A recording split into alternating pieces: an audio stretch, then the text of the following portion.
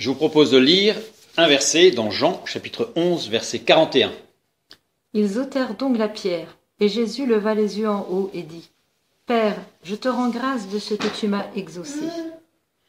Reprenons le contexte. Jésus est devant une situation qui est arrivée à un point de non-retour. Lazare faiblissait. Quand nous lisons Jean, chapitre 11, verset 1, Il y avait un homme malade, Lazare, de Béthanie, village de Marie et de Marthe, sa sœur. le mot malade ici, asténéo, qui veut dire faible ou sans résistance, est conjugué au participe passé. Ça veut dire qu'il était s'affaiblissant. Il y avait un malade qui s'affaiblissait. C'était Lazare. Avec ses sœurs, ils en appellent à Jésus. Donc il n'est pas trop tard, il est en train de s'affaiblir et ils appellent Jésus. Et au verset 6, nous lisons : Lorsqu'il eut appris que Lazare était malade, il resta 2 jours encore dans le lieu où il était. Jésus ne répond pas alors qu'il est encore temps. Remarquons que ce n'est pas parce que Lazare avait péché que Jésus ne répond pas. Ce n'est pas parce que ses sœurs avaient péché que Jésus ne répond pas. Dieu avait un plan, un but pour Lazare, pour ses sœurs, pour les Juifs, pour les disciples et pour nous aujourd'hui, puisque cela nous a été transmis par la parole de Dieu. Lisons le verset 4. Après avoir entendu cela, Jésus dit : Cette maladie n'est point à la mort, mais elle est pour la gloire de Dieu, afin que le Fils de Dieu soit glorifié par elle. Ainsi, devant cette situation, Jésus, qui va finir par arriver à un point où on est arrivé à un point trop tard, un point de non-retour, Lazare est mort. Mais devant cette situation, Jésus va s'adresser à Dieu, le Père. Et il nous dit, dans notre verset 41, « Et Jésus leva les yeux en haut et dit : Père, je te rends grâce de ce que tu m'as exaucé. » Comment pouvait-il le savoir ? Alors bien sûr, il est le Fils de Dieu. Mais d'autant plus que le verbe « tu m'as exaucé » est conjugué à l'aoriste. Ça veut dire qu'en grec, c'est une proposition qui est toujours vraie. C'est-à-dire que Jésus dit « Je te rends grâce de ce que tu m'exauces toujours ». Ça donne l'impression que c'est lui le chef. Lisons dans Marc chapitre 6, le verset 46. Quand il l'eut renvoyé, il s'en alla sur la montagne pour prier. Et maintenant, lisons Luc chapitre 6, verset 12. En ce temps-là, Jésus se rendit sur la montagne pour prier, et il passa toute la nuit à prier Dieu. Les verbes prier dans nos 2 lectures sont tous le verbe grec proseukomai, qui veut dire pour demander quelque chose. Littéralement, c'est pour demander quelque chose. Jésus demandait quoi ? Passer toute une nuit dans la prière, c'était pour demander quoi ? C'est ça la question fondamentale. Lisons dans Matthieu chapitre 26, des versets 36 à 39. Là-dessus, Jésus alla avec eux dans un lieu appelé Gethsémané, et il dit aux disciples : Asseyez-vous ici pendant que je m'éloignerai pour prier. Il prit avec lui Pierre et les 2 fils de Zébédée, et il commença à éprouver de la tristesse et des angoisses. Il leur dit alors : Mon âme est triste jusqu'à la mort. Restez ici et veillez avec moi. Puis, ayant fait quelques pas en avant, il se jeta sur sa face et pria ainsi : Mon Père, s'il est possible, que cette coupe s'éloigne de moi. Toutefois, non pas ce que je veux, mais ce que tu veux. Nous voyons ici Jésus aussi dans une situation extrême, puisqu'il est à la veille de l'agonie et de la mort. Il en a conscience, il le sait, et il s'adresse au Père. Il se jeta sur sa face et pria ainsi, proseukomai encore. Donc il demande quelque chose. Qu'est-ce qu'il demande ? D'après la formulation de notre lecture en français, « Mon Dieu, s'il est possible que cette coupe s'éloigne de moi, laisse entendre « Ah, s'il te plaît, éloigne cette coupe ». Alors qu'en grec, pas du tout. En grec, Jésus exprime sa tristesse, ses angoisses.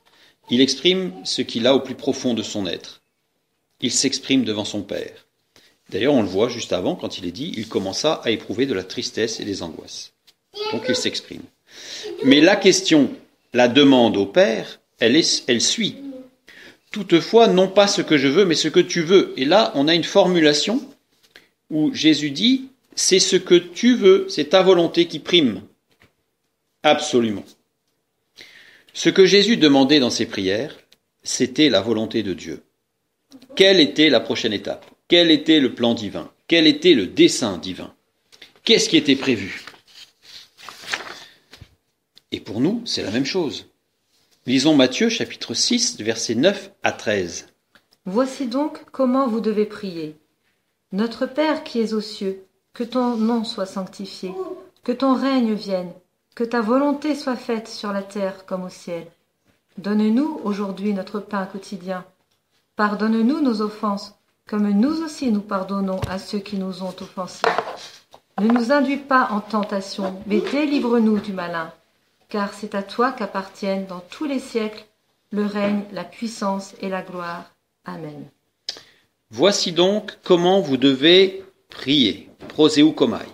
Voici donc comment vous devez demander.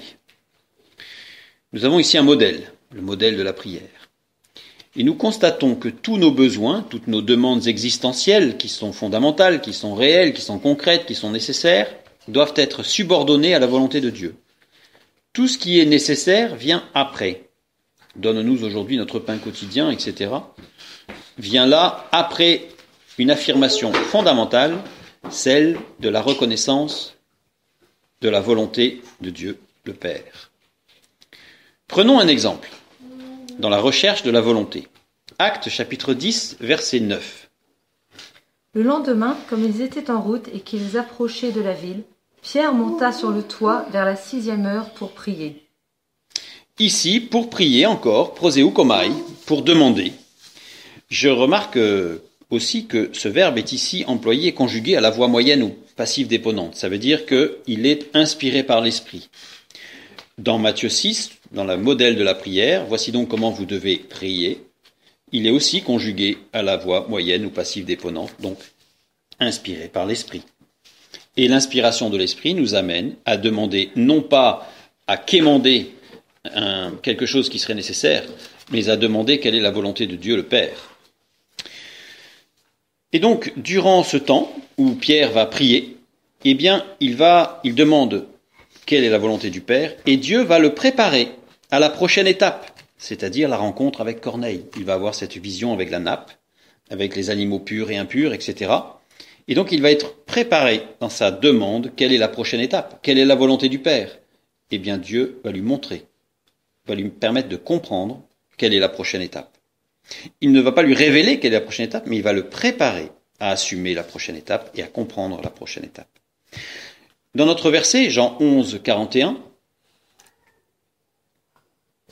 ils ôtèrent donc la pierre, et Jésus leva les yeux en haut et dit, « Père, je te rends grâce de ce que tu m'as exaucé. » Jésus se préparait dans la prière pour connaître la volonté de Dieu, la prochaine étape, le but de ce qui se passe. Et donc Jésus connaissait du coup, de fait, connaissait ce qu'il fallait faire. Et alors, il était facile de prier et de demander quelque chose qui était exactement ce que le Père voulait. Mais remarquons d'ailleurs que le texte du verset 41 ne nous dit pas que Jésus priait le Père. Il priait le Père tout seul. Mais quand il est face, avec les disciples, les Juifs, Marthe et Marie, face au tombeau, il est dit, et Jésus leva les yeux en haut et dit. Il dit. C'est le verbe épo. Or, épo veut dire répondre. Il répondit. Jésus ne demanda pas, il répondit. Jésus répondait à Dieu qui lui avait indiqué son dessein. Jésus ne demandait pas, Jésus ne faisait que répondre à ce que Dieu lui avait préalablement, dans la prière personnelle, en tête-à-tête avec Dieu, ce que Dieu lui avait dit. Et alors il pouvait dire, Père, je te rends grâce de ce que tu m'as exaucé, de ce que tu m'exauces tout le temps, puisqu'il était déjà dans la présence de Dieu et il savait ce qui était bon et ce qui était prévu. Jésus allait agir conformément au dessein de Dieu. Il était donc assuré de l'exaucement, puisqu'il savait ce qu'il fallait faire. Et dans le modèle de la prière, dans Matthieu chapitre 6, « Voici donc comment vous devez prier, notre Père qui es aux cieux, que ton nom soit sanctifié, on l'adore, que ton règne vienne, que ta volonté soit faite sur la terre comme au ciel, c'est d'abord la volonté de Dieu que l'on cherche. Proseukomai, quelle est la prochaine étape ? Je ne te demande pas de me dire ce qui va se passer, je te demande de me préparer pour voir ta main à l'œuvre dans ce qui va se passer et pour être un élément actif entre tes mains. Et si je dois faire quelque chose de particulier, eh bien à ce moment-là, Dieu me guidera. Père, je te rends grâce de ce que tu m'as exaucé, que cette prière soit aussi la nôtre, que cette réponse soit aussi la nôtre.